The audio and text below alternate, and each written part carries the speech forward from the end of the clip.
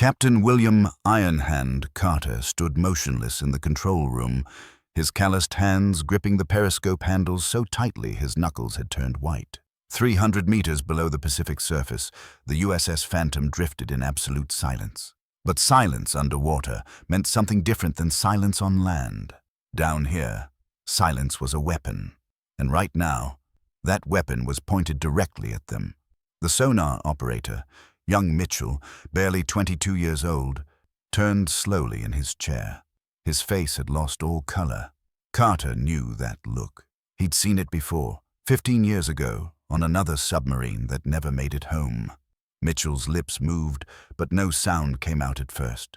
Then, in a whisper that somehow felt louder than a scream, "Captain, there's something directly above us." Carter's jaw tightened. Everyone in the control room froze. The green glow of the instruments cast eerie shadows across their faces, making them look like ghosts. Perhaps they already were. The ventilation system hummed its monotonous tune, but underneath it, if you listened carefully, you could hear something else. A low, rhythmic sound. Metal, groaning. Not their metal. Something else's. "Identify," Carter said, his voice flat and emotionless, but his eyes betrayed him. They darted to the depth gauge, then to the oxygen levels, then to the faces of his men. Each one of them was trying not to show fear, and each one of them was failing. Mitchell adjusted his headphones with trembling fingers. I can't, sir. The signature doesn't match anything in our database. It's too big. Too wrong. Too wrong." Those were the words that would haunt Carter for the rest of his life, however long that might be. He stepped away from the periscope and moved toward the sonar station. His boots made soft thuds on the steel floor, each step measured, deliberate. He was buying time, and everyone knew it. Time to think, time to decide, time to figure out how to save 38 souls trapped in a steel coffin at the bottom of the ocean. "How big?" he asked quietly. Mitchell swallowed hard. "Bigger than us, sir. Maybe twice our size. And it's not moving, it's just hovering." The executive officer, Commander Hayes, stepped forward.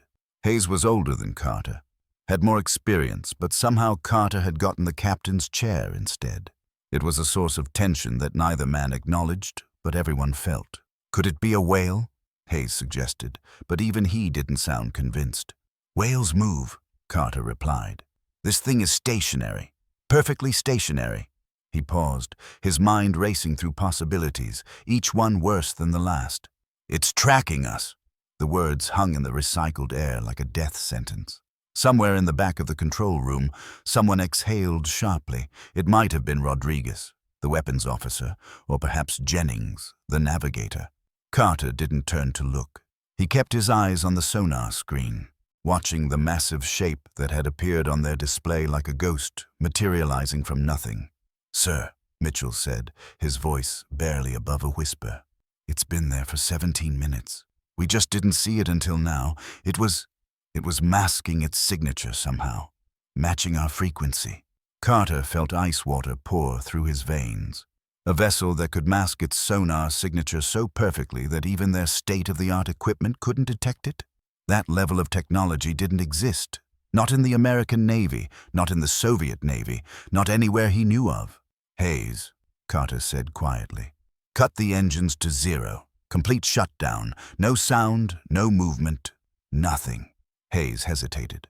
"Sir, if we shut down completely, we lose maneuverability. If that thing up there decides to—" "Do it." The command left no room for argument. Hayes nodded stiffly and moved to carry out the order. Within seconds, the subtle vibration that always permeated the submarine ceased. The USS Phantom became truly phantom-like, a silent shadow suspended in the dark water. Now they could only wait and listen. Carter moved through the control room like a predator stalking prey, except he wasn't sure who was the predator and who was the prey anymore. He stopped beside Jennings at the navigation station. "Show me our position." Jennings brought up the chart on his display. They were approximately 200 nautical miles off the coast of Japan in waters that were supposed to be empty. Their mission had been routine. a reconnaissance patrol monitoring Soviet submarine activity in the region. Standard Cold War operations. Nothing unusual, nothing dangerous, until 17 minutes ago. Any other vessels in the area? Carter asked. Negative, sir. We're alone out here. At least, we're supposed to be. Supposed to be. Those words again. Carter was learning to hate uncertainty more than danger itself. In combat, you knew your enemy. You could see them, target them, destroy them. But this was something else entirely. Mitchell suddenly sat up straighter, his hand flying to his headphones. "Captain, it's moving!" Every eye in the control room turned to the sonar display. The massive shape above them had begun a slow, deliberate descent. It was coming down, coming toward them. "Speed?" Carter demanded. "0.5 knots. Very slow. Very controlled." Mitchell's voice cracked on the last word. Hayes appeared at Carter's elbow. "We need to move, Captain. Now." But Carter was thinking. If they moved, they'd make noise. If they made noise, whatever was up there would know exactly where they were. But if they stayed still, that thing would eventually reach them anyway. Damned if you do, damned if you don't. "How long until it reaches our depth?" he asked. Mitchell did quick calculations in his head. "At current speed, 8 minutes, sir. 8 minutes." Carter had made life or death decisions in seconds before. He'd fired torpedoes at enemy vessels he couldn't see. He'd navigated through minefields in pitch darkness. He'd survived things that should have killed him a dozen times over. But this was different. This felt wrong in a way he couldn't articulate. "Rodriguez," he called out. "Ready torpedo tubes 1 and 2. Silent load. No flooding." The weapons officer nodded and began working his controls. Hayes leaned in close to Carter. "You're going to fire on it? We don't even know what it is." "No," Carter said quietly, so only Hayes could hear. "But I want options, and right now, we don't have any." The minutes crawled by like hours. The thing above them continued its slow descent. 500 feet, 400, 350. Everyone in the control room had stopped pretending to do their jobs. They all just watched the sonar screen, mesmerized and terrified in equal measure. At 300 feet, it stopped. The silence that followed was absolute. No one breathed. No one moved. The only sound was the faint electrical hum of the submarine systems and the distant, almost imperceptible creaking of water pressure against the hull. Then Mitchell gasped. "Captain, it's sending out a pulse, some kind of active sonar. I've never heard anything like it."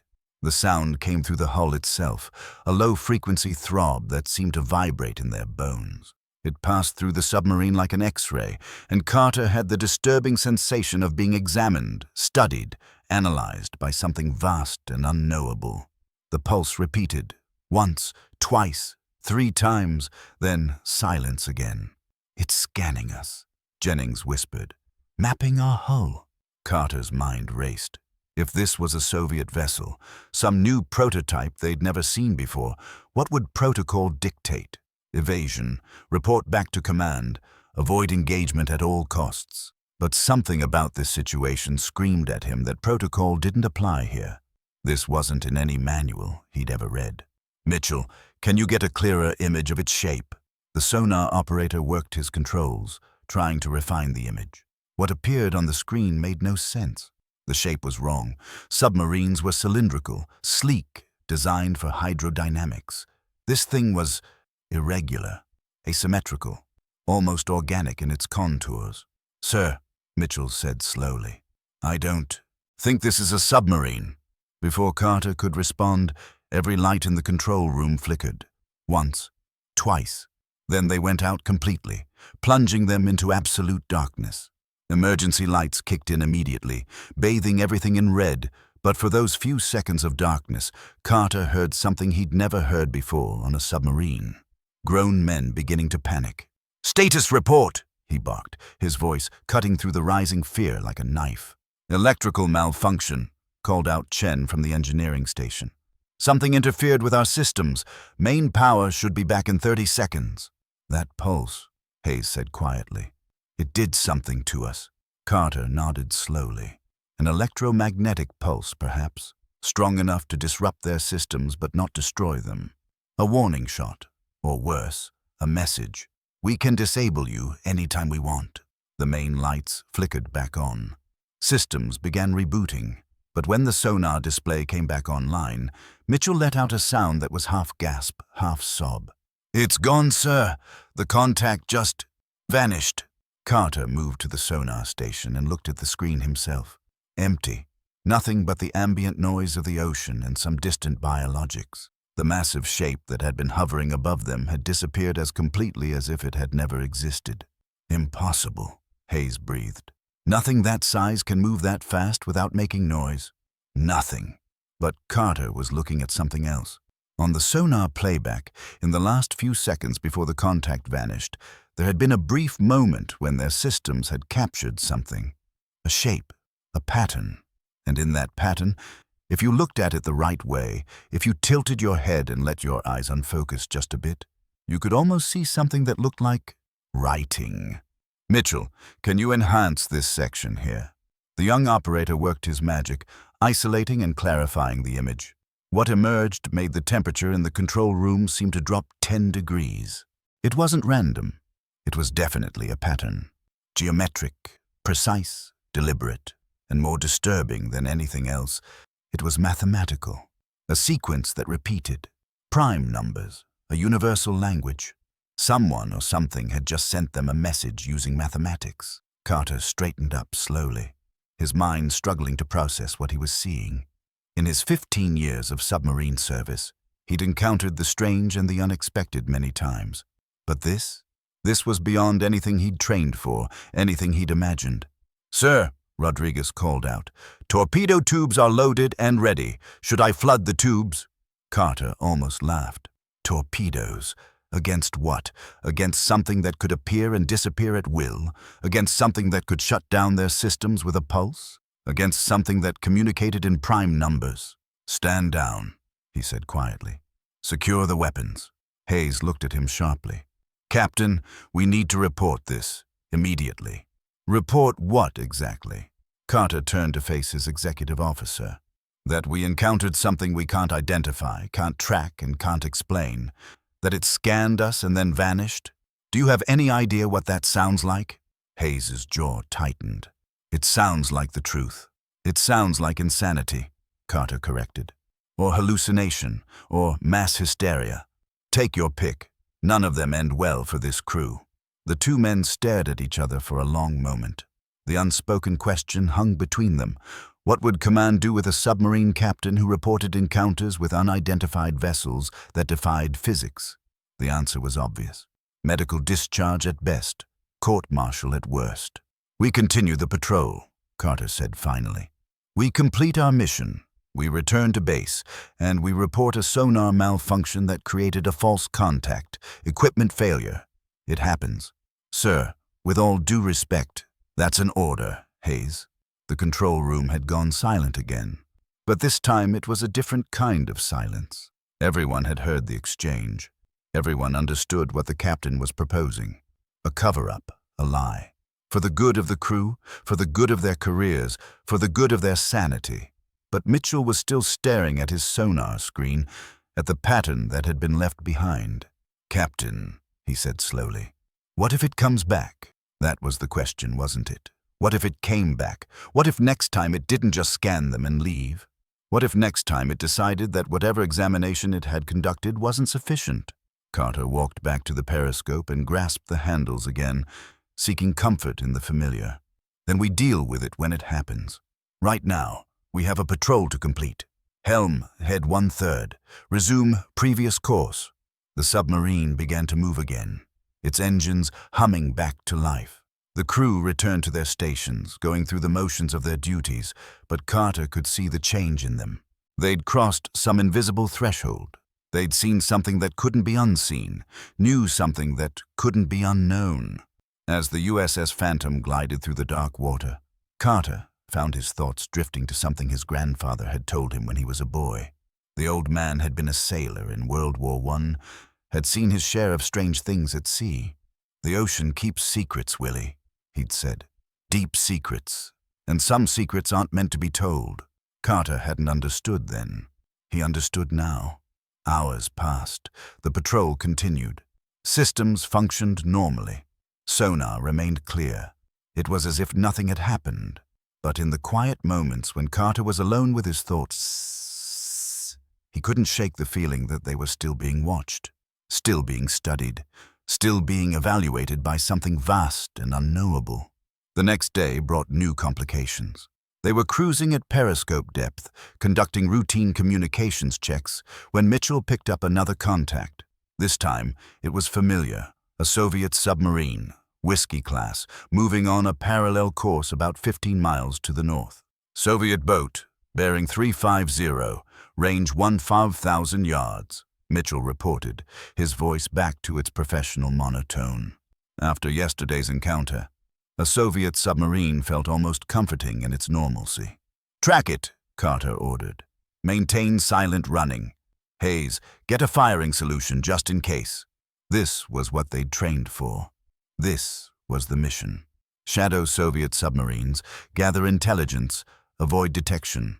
Simple, clean, understandable. No mysteries, no impossibilities. Just good old-fashioned Cold War submarine operations.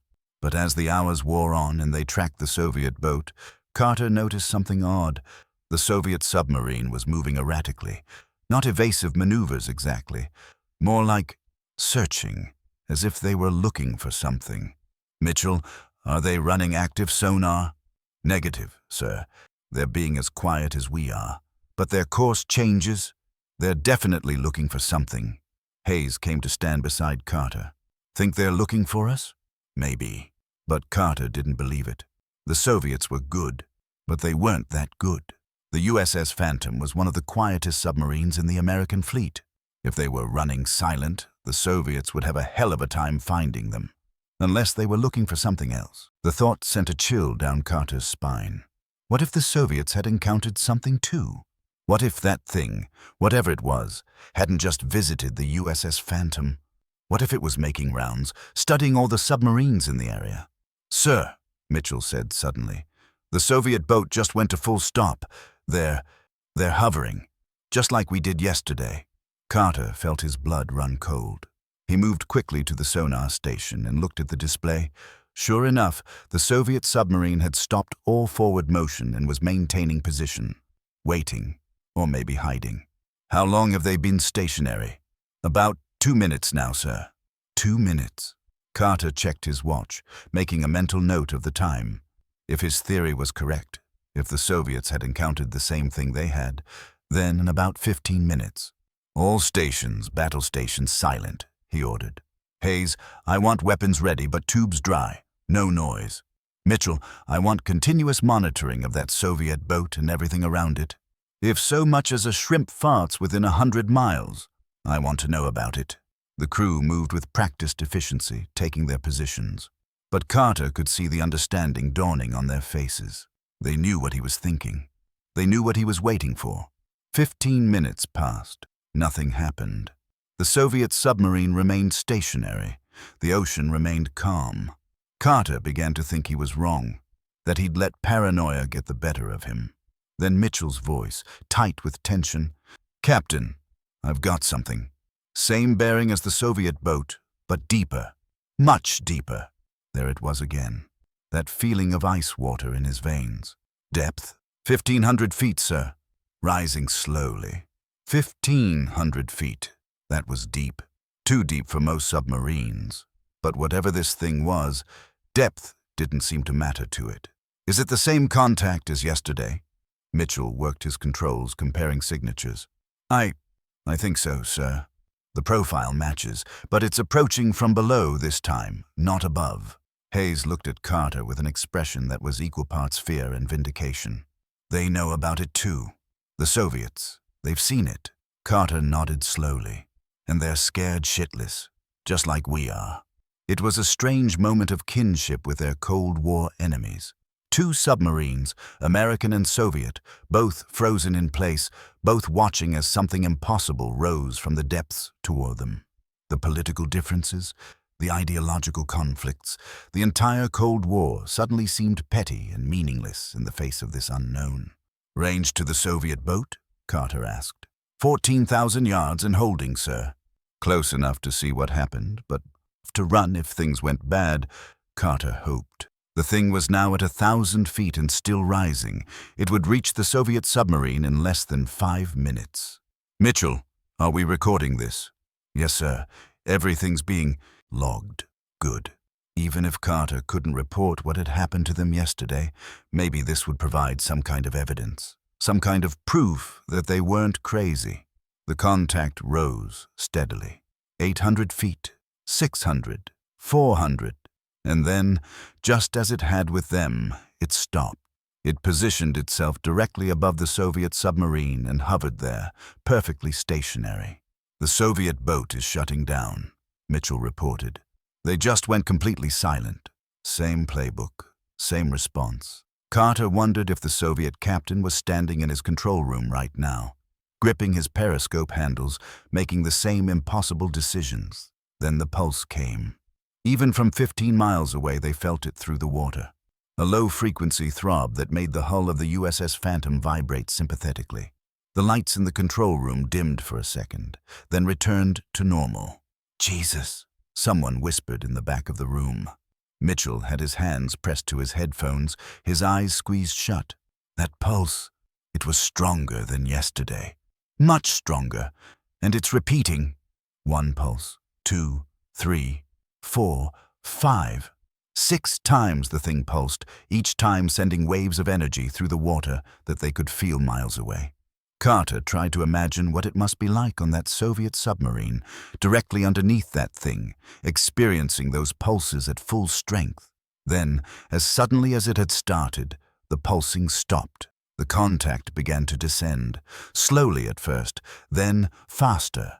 Within 2 minutes, it had dropped below 2,000 feet and was still going down.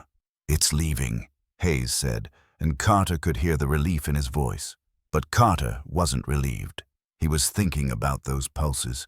6 yesterday, 6 today, always 6. Was that significant?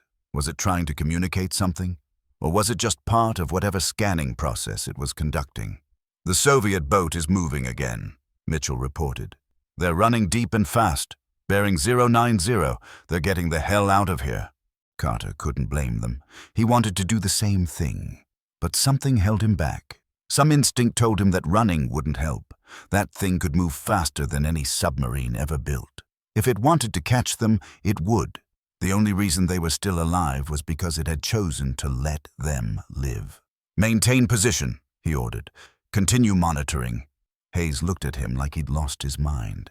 "Captain, with all due respect, we should follow the Soviet boat's lead. Whatever that thing is, we don't want to be here when it decides to come back. It's been here for billions of years, Hayes. We're the newcomers. Running won't change that."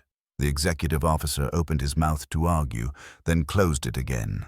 What could he say? Carter was right. If that thing lived in the ocean, and everything about it suggested it did, then there was nowhere they could run that it couldn't follow. For the next hour, they maintained position, monitoring the area. The contact didn't return. Eventually, Carter gave the order to resume their patrol. They moved slowly, carefully, listening to every sound the ocean made. That night, unable to sleep, Carter sat in his cabin and tried to write up a report, but how could he describe what had happened? How could he put into words the feeling of being examined by something so far beyond human understanding? How could he explain that he'd made the decision not to run, not to fight, but simply to wait and see what it wanted? He couldn't, so he didn't try. He wrote the same report he'd written about yesterday's encounter: sonar malfunction, false contact, equipment to be inspected upon return to base. The lies came easier the second time. But he also did something else, something he knew he shouldn't do but couldn't stop himself from doing. He made a copy of the sonar recordings, both encounters. He encrypted the files, buried them deep in the submarine's computer system where only someone who knew exactly where to look could find them. If something happened to him, if the USS Phantom never made it home, at least there would be some record, some proof. The remaining days of the patrol were uneventful. No more mysterious contacts, no more encounters with the impossible. They completed their mission, gathered their intelligence on Soviet submarine movements, and turned toward home.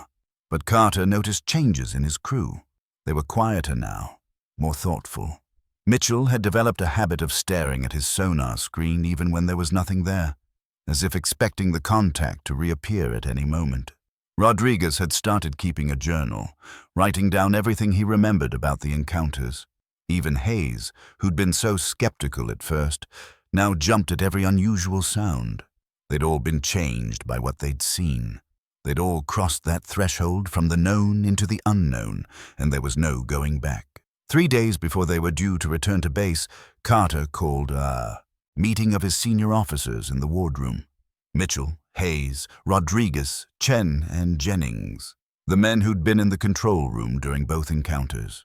"Gentlemen," Carter began, "we need to discuss what happens when we get back." "We lie," Rodriguez said immediately. "Just like you said. Equipment malfunction, false contacts, we all stick to the same story. And if someone asks questions," Jennings asked, "if command decides to investigate, then we maintain our story," Hayes said. He'd come around to Carter's way of thinking. "We say the equipment needs to be recalibrated. We blame it on electrical interference from that storm we passed through last week. We give them a dozen technical reasons why the sonar could have malfunctioned." Carter nodded. "That's right. And we never, ever mention what we actually saw. Not to command, not to our families, not to anyone. Because the moment we do, our credibility is gone. They'll think we're crazy, or lying, or both." Mitchell shifted uncomfortably in his chair. "But sir, don't we have an obligation to report this? I mean, if there's something out there, something that can disable our submarines at will, shouldn't someone know about it?" It was a fair question. Carter had wrestled with it himself for days now. "And tell them what, Mitchell? That we encountered something we can't explain? Something that defies physics? Something that communicated in mathematical patterns? They'll ground us. They'll strip us of our commands. They'll bury this so deep, no one will ever hear about it again." "Maybe that's not such a bad thing," Chen said quietly. "Maybe some things aren't meant to be known." The words hung in the air. Carter looked around the table at his officers, seeing his own doubts and fears reflected in their faces. "Here's what I think," he said slowly. "I think we stumbled onto something that's been here long before us and will be here long after we're gone. I think it examined us, found us, uninteresting maybe, or not a threat, and then it went back to whatever it normally does. I don't think it meant us harm. If it had, we'd already be dead. So we just forget about it?" Rodriguez asked. "No," Carter said firmly. "We never forget about it. We carry this knowledge with us for the rest of our lives. But we don't share it, because sharing it would destroy us and accomplish nothing. The ocean keeps its secrets, and now, so do we." The officers were silent for a long moment. Then, one by one, they nodded their agreement. They understood. They didn't like it, but they understood. When the USS Phantom finally pulled into port, Carter filed his official report. Successful patrol, intelligence gathered. Some equipment malfunctions that needed attention. Nothing unusual to report. The lies had become so smooth they almost felt like truth. But that night, alone in his quarters on shore, Carter pulled out the encrypted files he'd hidden away. He looked at the sonar recordings one more time, studying the patterns, the mathematical sequences, the impossible proof of something that shouldn't exist. Then he did something he'd been thinking about for days. He began to research. Not through official channels, that would raise too many questions, but through libraries, through academic papers, through obscure historical records. He was looking for one thing: other encounters. Other reports of unexplained contacts, other sailors who'd seen things they couldn't explain. And he found them, buried in old logbooks, hidden in classified reports that had been declassified decades later, mentioned in passing in the memoirs of retired naval officers who'd long since passed away. Encounters stretching back hundreds of years, ships that reported strange lights in the water, submarines that detected massive contacts that vanished without a trace. Sailors who spoke of things they'd seen in the deep ocean that defied explanation. They weren't alone. They'd never been alone. And that thing, whatever it was, had been examining humanity for a very, very long time. Carter wondered what it was looking for, what criteria it used to judge them. What would happen if humanity ever failed its test? He never found answers to those questions, but he spent the rest of his naval career watching, waiting, always alert for another encounter that never came. The thing had examined him, examined his crew, examined the Soviets, and then it had moved on to other waters, other submarines, other crews who would experience the same impossible moment and face the same impossible choice. Tell the truth and be destroyed, or keep the secret and live with the weight of it forever. Captain William "Iron Hand" Carter chose to keep the secret. He carried it with him through the rest of his career, through his retirement, through the long years that followed. He never spoke of it publicly, never wrote about it in his memoirs, never told his children or grandchildren the real story of what happened 300 meters below the Pacific surface on that day in 1967. But sometimes, late at night, he would stand on a beach and look out at the dark ocean, and he would think about that thing down there, somewhere in the depths, continuing its endless examination of humanity. Watching, waiting, judging. The ocean kept its secrets, and Captain William "Iron Hand" Carter kept his. Some mysteries were meant to remain unsolved. Some questions were better left unasked. And some encounters, some impossible moments suspended between belief and madness, were best forgotten. But forgetting, Carter learned, was the one thing he could never do. The memory stayed with him always. A burden, a secret, a truth too dangerous to speak but too important to completely bury. He'd looked into the face of the unknown and survived. That changed a man in ways that couldn't be undone. Years later, on his deathbed, Carter's last words were cryptic. His family gathered around him, and in his final moments, he looked up at them with eyes that saw beyond the hospital room, beyond the world, into depths they couldn't imagine. "It's still there," he whispered. "Still watching, still waiting." They thought it was the morphine talking. The delusions of a dying mind. They had no idea he was speaking the most profound truth of his life. The ocean keeps its secrets. And now, with Carter's death, it had reclaimed one more. The truth he'd carried for decades went with him into the darkness, leaving behind only questions, only mysteries, only the faint echo of something vast and unknowable that lurked in the depths below. But the encrypted files remained, hidden deep in the archives of a submarine that was decommissioned years ago, waiting for someone curious enough, patient enough, smart enough to find them. Waiting for the day when humanity might finally be ready to face the truth. We are not alone in the ocean. We have never been alone. And the things that live in the deep places of the world have been watching us far longer than we've been watching for them. That is the legacy of Captain William "Iron Hand" Carter. Not the medals, not the commendations, not the successful patrols or the enemies evaded. His true legacy is a secret encrypted in ones and zeros, a truth buried in data that might never be found, might never be understood, might never be believed. The ocean keeps its secrets, and sometimes those secrets are too terrifying to reveal.